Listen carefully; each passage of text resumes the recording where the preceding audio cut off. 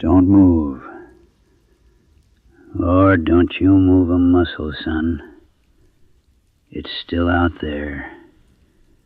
I can hear it. Breathing. Easy, slow. Like it's got all the time in the world. And I reckon it does. My own breath, it's just hanging there in front of me. Froze solid in the headlamp light. Like somebody took a photograph of the fog and left it dangling in the air. And there's another cloud out past it. Bigger. Darker at the edges.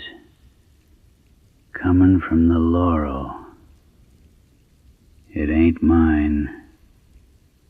I want you to remember that, whoever's listening to this, whatever's left of this tape. That second cloud, it ain't mine.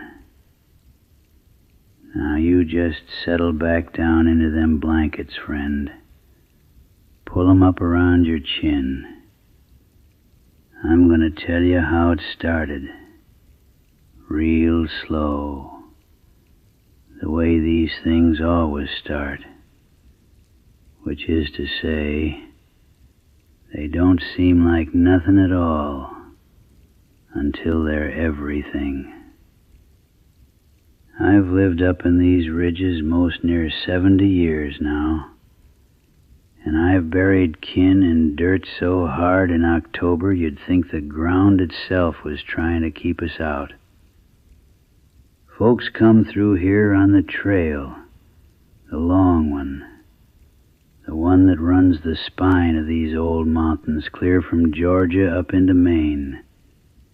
And they got maps, good maps, some of them, GPS units that talk to satellites flying way up yonder, past where the air even bothers to be air anymore. But there's a stretch. There's a stretch up past the gap where the trail forgets itself a little, where the blazes get sparse, and the rhododendron grows in so thick it's like walking through the throat of something old. The map's got a dotted line through there.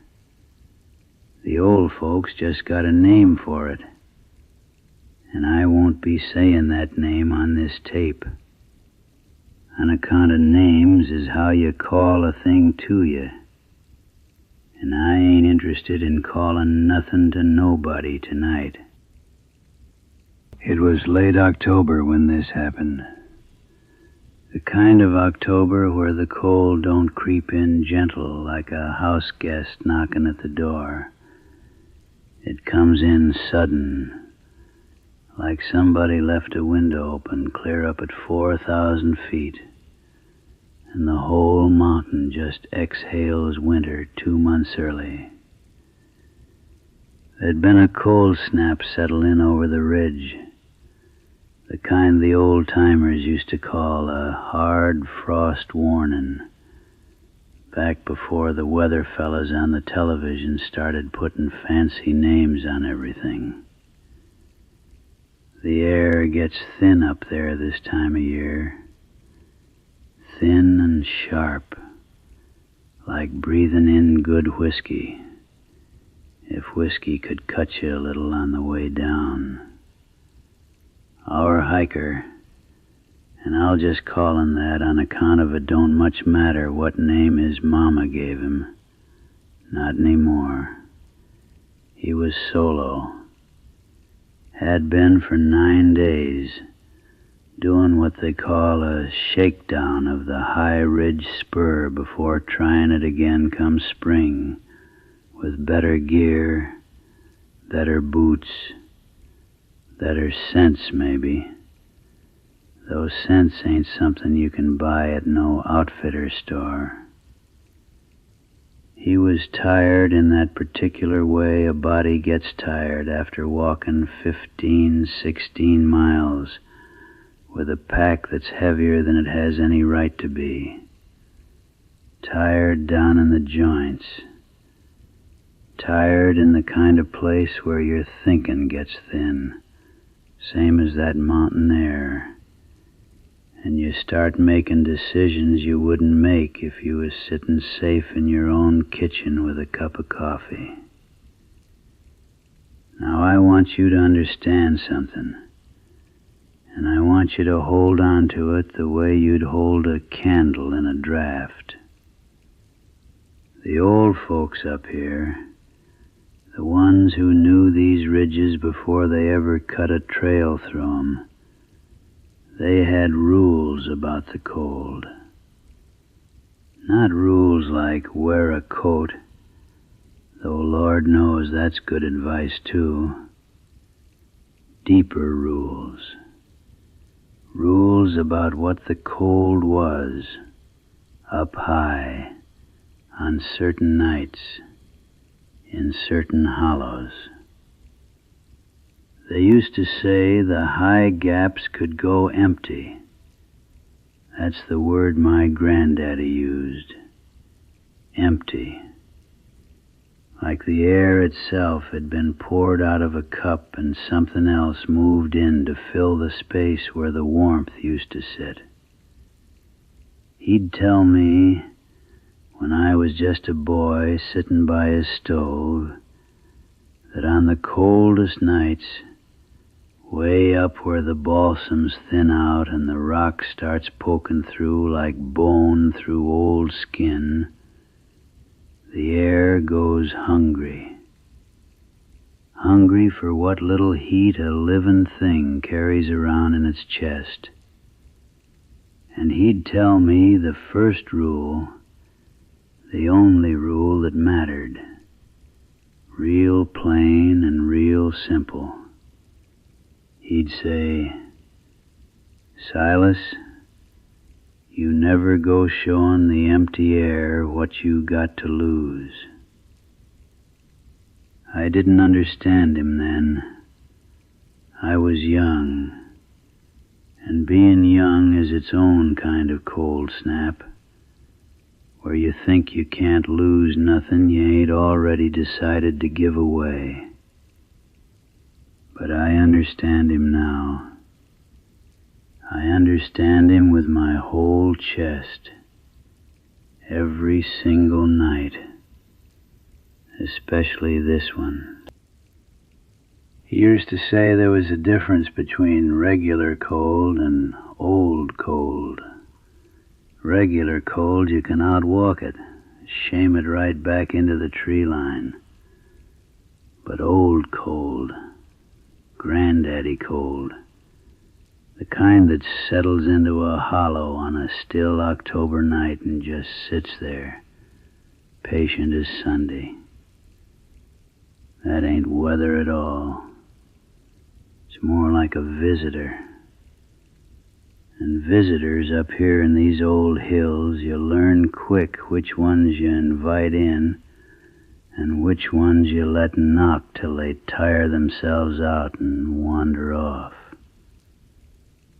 The empty air, he said, was the kind of visitor you never invited in, on account of once it knows your name, it don't ever forget it. Our hiker didn't have a granddaddy telling him these things by a stove. He had a guidebook and a weather app that had lost its signal 4 miles back, and the steady, comforting click, click, click of his trekking poles against the frozen trail, which is a sound I want you to hold on to too, friend, on account of there is something awful peaceful about that rhythm. Click, click, click, like a clock keeping time for nobody but the mountain. He walked that sound through the dark for hours, headlamp cutting a small cone of gold through air so cold it near sparkled, like the night itself had frost growing on it. You resting easy now? Good. Good. You keep on resting. I'm going to tell you what he did next. And I need you to understand he wasn't a fool. Not really. He was just tired. And tired men forget the old rules, same as anybody. There's a switchback up on that ridge that'll break a man's spirit before it breaks his legs. Steep, near vertical in stretches. The kind of climb where you stop counting your steps and just start counting your breaths instead. In and out. Watching your own life happen in little white puffs in front of your face. He'd been climbing that grade for the better part of an hour, and by the time he crested the worst of it, his legs had gone to water, and his lungs was burning cold from the inside, the way they do when the air's so thin and sharp it feels like breathing in glass shavings. And just off the trail, where the laurel grew in so dense and old it formed a kind of tunnel, a dark, low archway of branches twisted together by maybe 100 years of windstorms, he saw a flat rock. Just a rock. Nothing special about it to look at. But it called to his tired legs the way a porch swing calls to an old man at the end of a long day. And he stepped off that trail, ducked under them laurel branches, and sat himself down at 2 o'clock in the morning, alone, in the kind of dark that don't have a bottom to it. Now I want you to picture that laurel tunnel with me, real slow. The way the branches arch up overhead and weave together so tight that no moonlight gets through. Not even the thin sliver hanging up there that night. The way cold pools down low in a hollow like that, settling the way water settles, filling every low place first. He was sitting in a cold pocket, friends, a pocket the mountain had been saving up for who knows how long. He clicked his trekking poles together and laid 'em across his knees, pulled his buff up over his nose, and just to pass a tired, quiet minute, just out of some small, harmless curiosity, the kind that's never once hurt nobody back home in town, he reached up and turned that headlamp to its highest, brightest setting. Turned that little cone of light from a candle flame into something more like a flashlight beam, cutting a clean column through the black laurel tunnel in front of him. And he thought to himself, the way tired men think foolish little thoughts in the deep of the night, I wonder just how cold it's really got up here. And he took in a long, slow breath through his nose, down deep into them aching lungs of his. Held it a second the way you might hold the last bit of a good thought, and let it out, slow and heavy, right through his open mouth, dead center into that beam of light. And friend, I want you to see it, same as he must have seen it.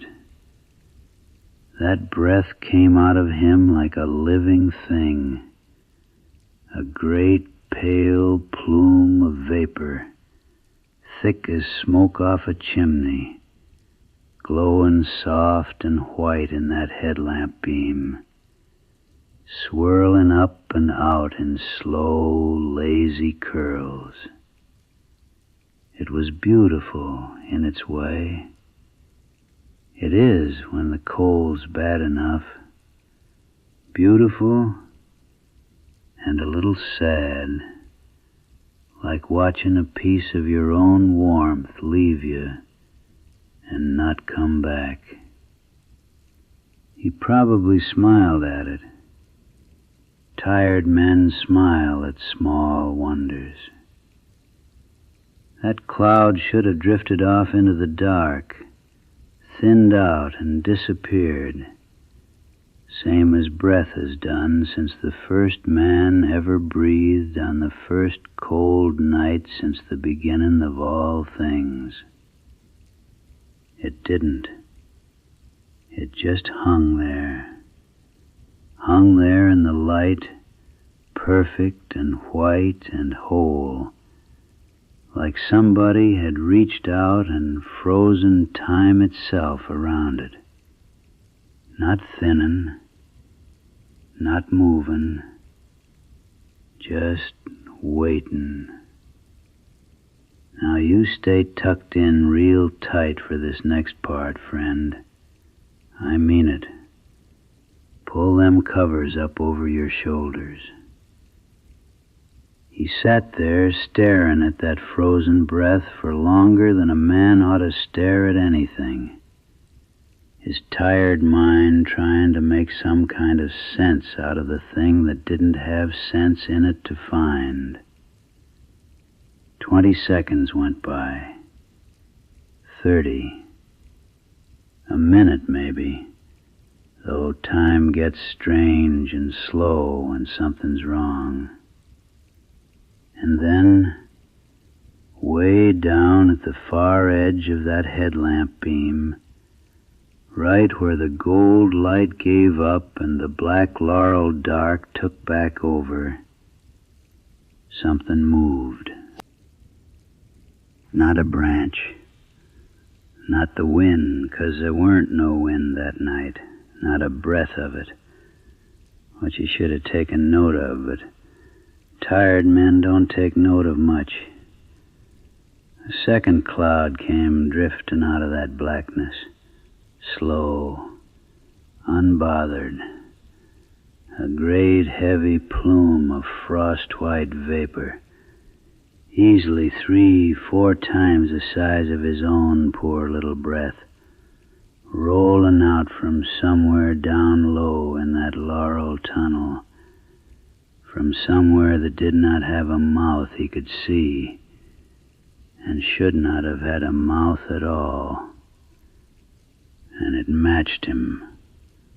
It matched the shape of his own exhale, perfect and slow, like something had been sitting in that dark, watching him breathe, and decided after all this time to breathe right back.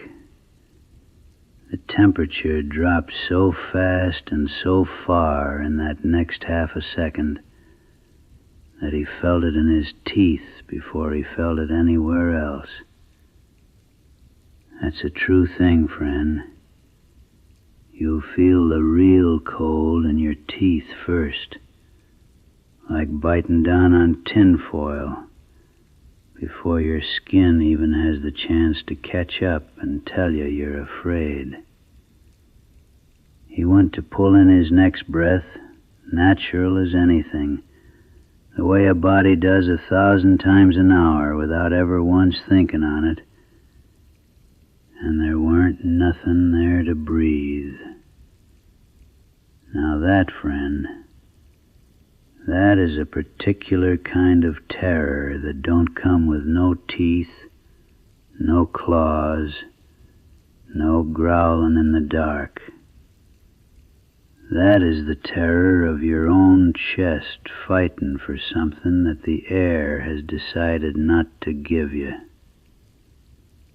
He told me, And yes, I did speak to him after, which is its own story for another night.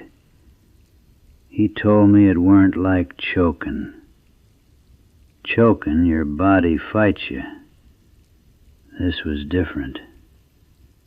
The air itself went thin and reluctant, like drinking the last sip of cold coffee through a straw with a hole in it. He pulled and pulled at that air and got next to nothing back for his trouble. And all the while that second great cloud, the one that didn't belong to him, was drifting closer, slow as a held grudge, drawing his own little frozen breath right out of the light and into itself, pulling it in like a man savoring the last bite of something good. It was taking his warmth, friend, pulling it clean out of that beam of light, out of his chest, out of the marrow of him, slow and patient as a mountain that's got nothing but time on its hands, on account of it's had time since before there was a time worth counting. And here's the part that sat with him longest, the part he couldn't shake loose no matter how many summers passed after. It weren't cruel about it. That's the word he kept coming back to, setting across from me at my own kitchen table, hands wrapped around a coffee cup like he still couldn't quite trust his fingers to stay warm. It weren't angry, weren't hungry the way a bear's hungry, snarling for what it wants. It was just thorough, same as winter's thorough, working into every crack in a fence post till the wood gives. There weren't no malice he could point to, and somehow that was worse on account of malice you can reason with, or run from, or beg. You can't beg a season to spare you. It just does what it's always done, up there where the rules of regular living don't carry no weight at all. He didn't run. Couldn't, not at first.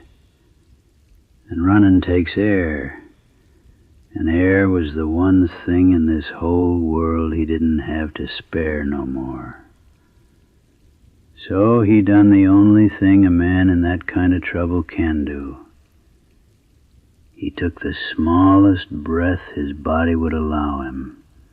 A sip, really, not a breath at all. And he held it like the last dollar in his pocket on a rainy day. And he started crawling, slow, dead silent, back toward that trail, back toward the switchback, back toward anywhere that weren't this particular patch of empty, hungry dark.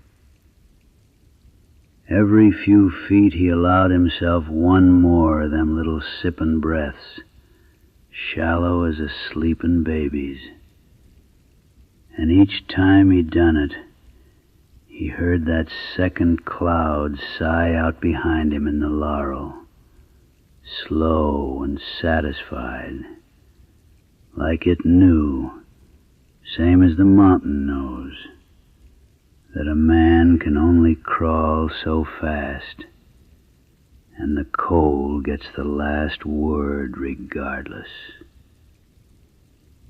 It took him near on 2 hours to crawl the 1/4 mile back to where the trail widened and the laurel thinned and the moon found him again, pale and shaken and gulping down air like it was the finest thing he'd ever tasted, which I reckon after that it surely was.